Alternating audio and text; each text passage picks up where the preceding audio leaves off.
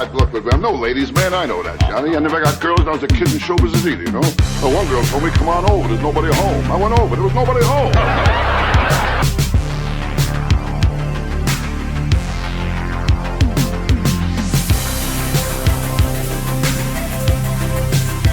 I am the greatest.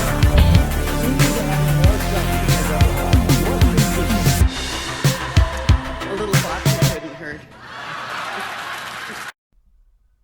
Welcome to the Howdy Boomy Show. We start a new week in August. Hopefully the weather is cooling a little bit where you are, or dry, or both.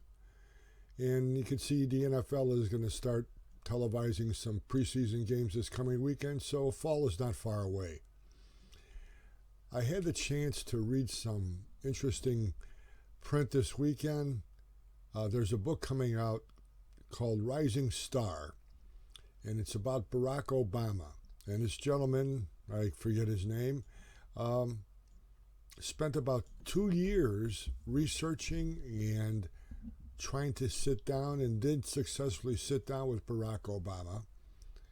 And it revealed quite a few things and tied some loose ends together.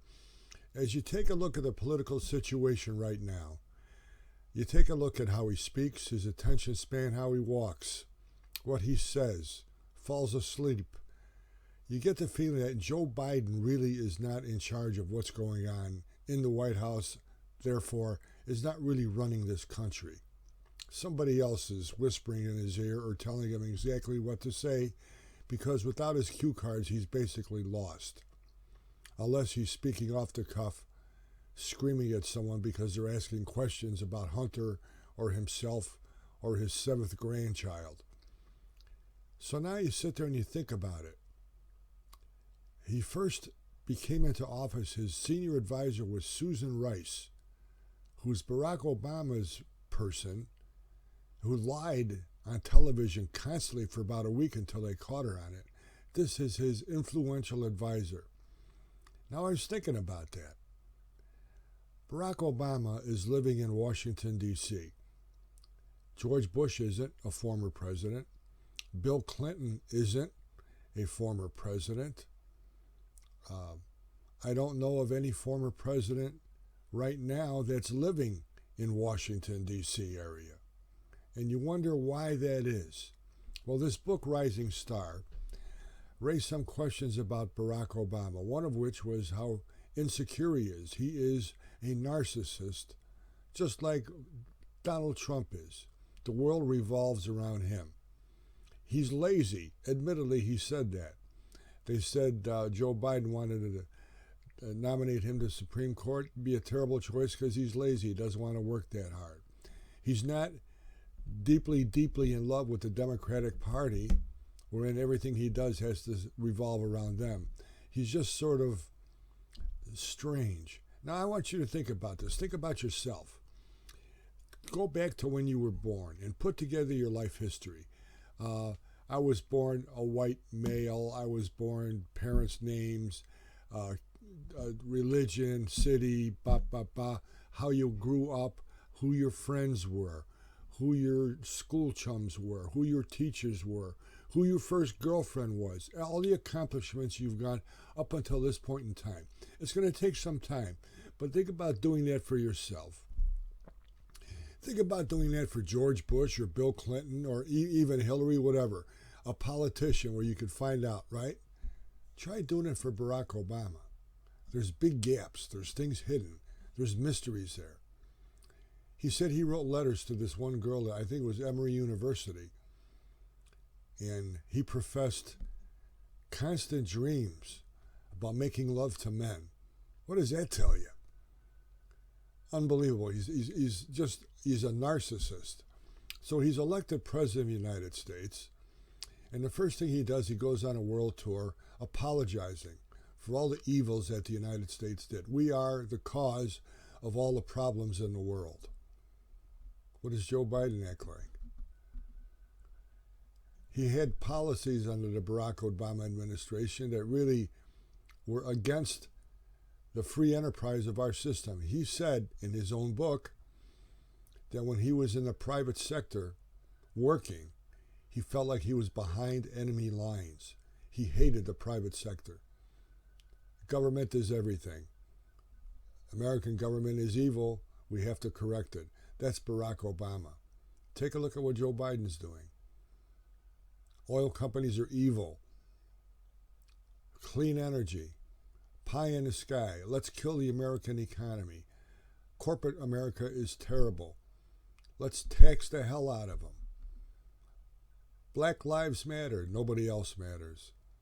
All racists are white. There's no black racist. Barack Obama is running this country. He lives in Washington, D.C., the only president. Why?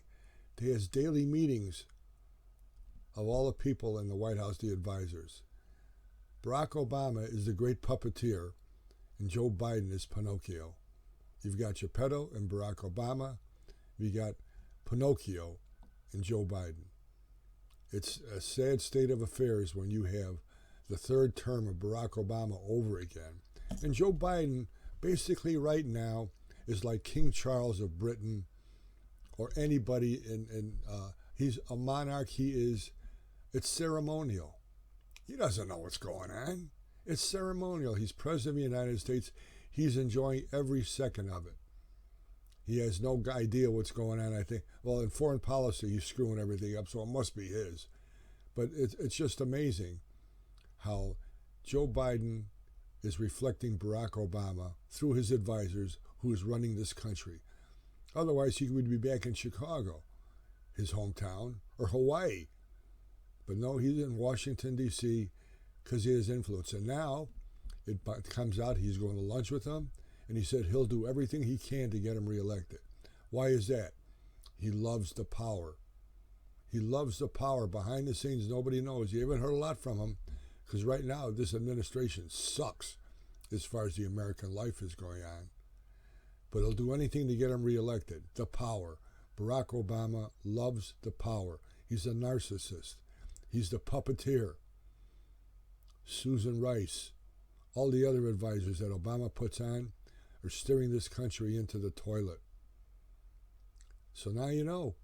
Why is he in Washington, D.C.? Power. Narcissism. Why is Joe Biden letting him do that? Joe Biden's 80-some-odd years old. Lucky he wears his pants in the right direction and a fly his zipper when he leaves the house. The great puppeteer, Barack Obama, is driving us again. We're the worst country in the world, according to his presidency. Donald Trump said the biggest reason he was elected president of the United States, 2 words, Barack Obama. I don't know if Trump's going to get indicted again this week, but they're keeping him on the front page. We'll see you at the Howdy Boomy Show. Tomorrow will be a little bit different. Going to be a lot of fun. I'm trying to keep it as brief as possible, but it's interesting.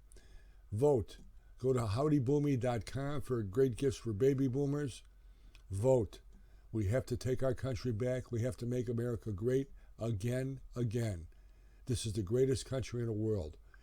We need a president who loves this country and acts like it's the greatest country in this world, that will unleash the power, the will, and the good-hearted nature of the American citizen. God bless you. God bless America.